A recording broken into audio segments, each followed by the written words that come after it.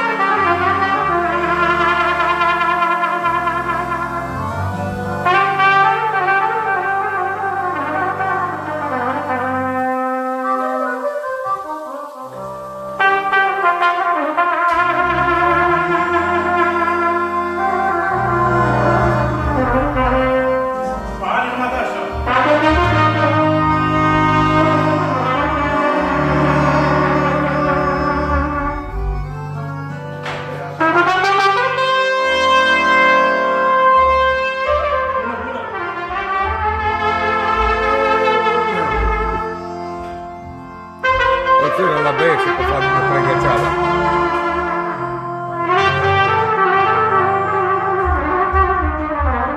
Să nu mai mor, n-ai voie să mai mor până la urmă. Nu.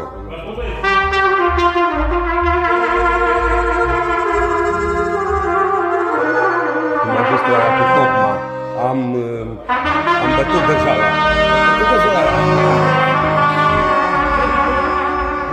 Doamne ajută.